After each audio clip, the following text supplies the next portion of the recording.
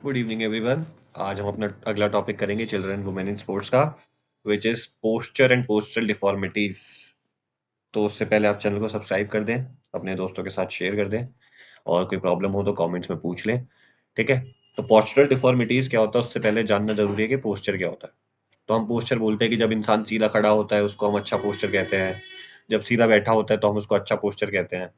But उसके साथ-साथ ज़रूरी है कि क्या वो कंफर्टेबल है या नहीं। अब मैं बोल दूँ कि भाई इंसान सीधा खड़ा हुआ है, क्या वो पूरे टाइम दोनों टाँगों पे इक्वल बैलेंस करके खड़ा होगा? क्या आप पूरे टाइम सीधे खड़े रहते हो पूरे दोनों टाँगों पे इक्वल बैलेंस करके? आप बीच-बीच में अपना वेट शिफ्ट करते रहते हो टू क्रिएट दैट कम्फर्ट, ठीक है? तो posture refers to an individual's physical position while standing, resting, moving और स्लीपिंग, ठीक है? Good posture is a position held without any sense of effort that bring about a sense of comfort to the person। ठीक है, बिना ज्यादा effort मारे जो आपको कंफर्ट दे जो पोजीशन, वो एक अच्छा पोस्चर कहलाता है।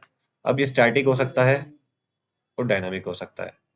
स्टैटिक तब होता है जब वो एक जगह एक स्टेट में है होके है, जब आप जैसे कि सिटिंग, स्टैंडिंग, ये आपका स्टैटिक है जब मूवमेंट नहीं है। डायनामिक होता है जैसे आपकी जिसमें मूवमेंट आ जाए, जैसे walking, running, etcetera etcetera etcetera. ठीक है, ये होता है पोस्चर। चलो जी, ठीक है। अब आ जाते हैं पोस्चर डिफॉर्मिटीज पे। तो हम स्टार्ट करेंगे स्पाइनल डिफॉर्मिटीज से। स्पाइनल मतलब जो आपकी कमर में होती है। ठीक है। तो उसमें आपके पास होती है तीन। काइफोसिस तो यहाँ लिखा हुआ ही है। ठीक है। काइफोसिस के अलावा काइफोसिस के अलावा लॉर्डोसिस और स्कोलियोसिस होता है। ठीक है। याद कैसे रखना है? कंफ्यूज हो जाओगे काइफोसिस में और लॉर्डोसिस में। स्कोलियोसिस तो आपको अलग से याद हो जाएगा। तो याद ऐसे रखना है कि आपके ए बी सी डी के पैटर्न में, अल्फाबेट्स में, के पहले आता है एल से, है ना? तो मान लो ये आपकी स्पाइनल कॉर्ड है, तो इसके जो अपर पार्ट में जो पहले प्रॉब्लम होगी वो काइफोसिस होगी, जो पहले आता है। अल्फाबेट में के पहले आता है और अपर पार्ट में जो बैक है, जो उसका पहले पार्ट आता है, उस पे काइफोसिस होता है, क्योंकि वो पहले से ऐसे याद रख लेना।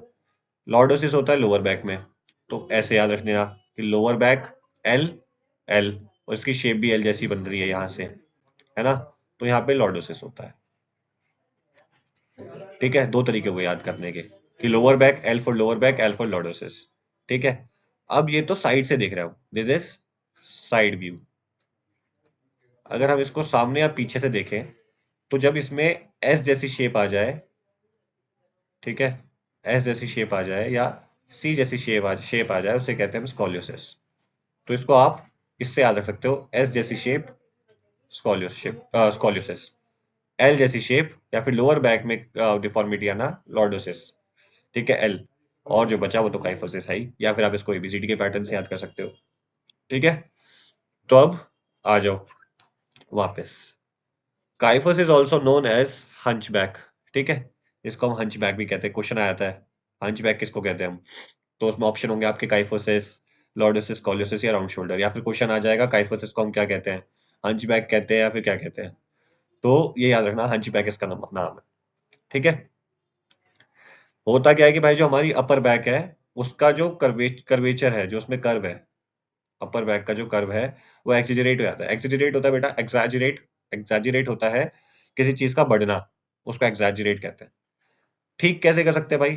थेरेपी कर सकते हैं, स्विमिंग कर सकते हैं, एक्सरसाइज कर सकते हैं जिम बॉल के साथ या बैंड्स के साथ। लेकिन कैसी एक्सरसाइज, कैसी एक्सरसाइज करनी है हमें, तो वो जानना ज्यादा जरूरी है। एक्सरसाइज कर तो सकते हैं, लेकिन कैसी एक्सरसाइज? अब जिम बॉल के साथ क्या कर सकते हैं, जैसे मान लो ये आपकी जिम बॉल है। अच्छा रुक जाओ, ये आपकी जिम बॉल है। तो आप क्या करोगे, आपने इस पे अपनी बैक टेकी, ठीक है, ये आपके लेग्स है, बैक टेक के आप पुश करोगे, ठीक है, ताकि आपकी बैक पे ऐसे प्रेशर बनाए, क्योंकि आपका कर्व तो ऐसे है ना, ऐसे ऐसे आपका फेस है, आपका कर्व ऐसे है, तो ये इधर प्रेशर बनाएगी। तो आप ऐसे इसको पीछे की तरफ पुश करोगे। ठीक है, एक तो ये एक्सरसाइज हो गई। ठीक है, इसके अलावा ये तो करेक्टिव मेजर्स हो गए, ठीक करने की एक्सरसाइजेस। प्रिकॉशंस क्या होते हैं? प्रिकॉशंस होते हैं बेटा जो हमें ध्यान रखनी होती है चीजें, ताकि हमें काइफोसिस हो ही ना। ठीक है, प्रिकॉशंस होते हैं जो हमें पहले ध्यान रखना है, करेक्टिव मेजर्स होते हैं जब हमें होने के बाद करना पड़ता है। तो प्रिकॉशंस में होता है कि हमें हेवी बैग नहीं लेना। हेवी बैग कंधों पे टाँगोगे तो काइफोसिस हो जाएगा। आपको बहुत ज़्यादा झुक के नहीं चलना, आपको बहुत ज़्यादा झुक के नहीं बैठना, ठीक है? ये सब प्रिकॉशंस हैं। ये स और करेक्टिव मेजर्स हैं ये सारी। फिजिकल थेरेपी, स्विमिंग, एक्सरसाइज, ठीक है? With gym ball, exercise with band, ठीक है? या फिर आप एक वॉल के सहारे कमर लगा के सीधा बैठ गए या खड़े हो गए, ये अलग-अलग एक्सरसाइजेज़ हैं। धनुरासन हो गया, धनुरासन कैसे होता है जब आप अपनी बॉडी का धनुष बना लेते हो। धनुष कैसे बनता है? ये आपने ऐसे लेग्स उठाए, ऐसे हाथ उठाए और अपने लेग्स को अपने हाथों से पकड़ लिया, तो ये धनुरासन हो गया। चक्रासन इसका अपोज़िट है कि आपने ऐसे नीचे पाँव रखे हुए हैं, ऐसे नीचे हाथ रखे, ठीक है? ये आपका चक्रासन हो गया। भुजंगासन कैसे है? ये आपने ऐसे हाथ रखे, ऐसे फेस रखा, ऊपर की तरफ उठा के, ये भुजंगासन हो गया। ठीक है? ये तीनों भी इसमें बहुत हेल्पफुल है। अगर आप आसन का नाम नहीं याद रख पा रहे हो, तो प्रैक्टिकली इन एक्सरसाइज़ेज़ को याद कर लो।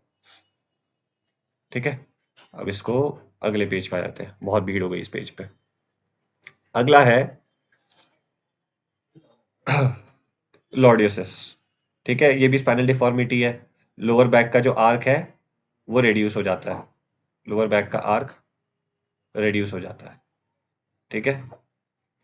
जो नॉर्मल कॉनकैविटी है, अब आपको पता होगा कॉनकेव और convex.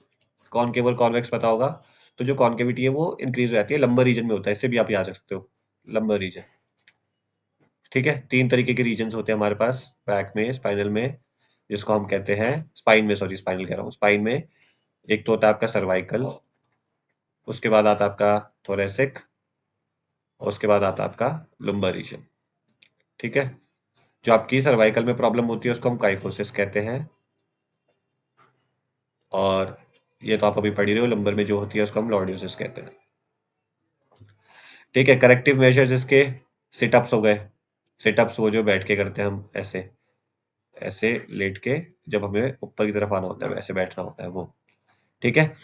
Sitting against the wall and pushing the trunk backward, ऐसे दीवार के सहारे बैठे, ऐसे दीवार है यहाँ पे, उसके सहारे आप बैठे और अपनी बैक को हम पीछे पुश कर रहे हैं। ठीक है? पीछे पुश कर रहे हैं, ऐसे वो प्रॉपर्ली, वो हो गया। ठीक है? या फिर आप ज़मीन पे लेट गए, ऐसे lying on the back and raising upper extremities and leg together, आप ज़मीन पे लेटे, फिर आपने क्या किया, अपने अपर एक्सट्रीमिटीज़ और लेग साथ में उठाए। Boat pose kind of thing बना लिया आपने। लेकिन आपका इसमें फेस इस तरफ है। ये हो गया। इसमें आता है आपका धनुरासन। धनुरासन ऊपर बताया था जिसमें आपका धनुष बनाते हैं और हलासन जिसमें आप ऐसे पाँव पीछे की तरफ ले आते हैं। ठीक है? ये हो गया लॉर्डियोसिस। आज हम सिर्फ़ ना स्पाइन डिफ़ॉर्मिटीज़ करेंगे। इसके बाद स्कॉलियोसिस आपको बताया था जो एस की तरह होती है। ठीक है?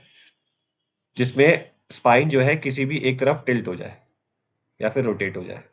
ट्विस्ट और rotate in a way that it makes a C और एस। ठीक है? करेक्टिव मेजर्स और प्रिकॉशंस आपको बताए थे ना, अलग-अलग चीज़ें हैं।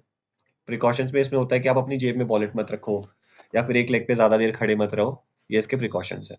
करेक्टिव मेजर्स इसके हो जाएँगे, exercise like hanging on the horizontal bars as swinging should be done on the opposite side. जैसे आप ये हॉरिज़ॉन्टल बार है, आप इस पे लटकोगे, ठीक है? अब आपका जैसे सी कर्व ऐसे बना हुआ है, तो आप इसके अपोजिट डायरेक्शन में अपने आप की बॉडी स्विंग करोगे, ठीक है?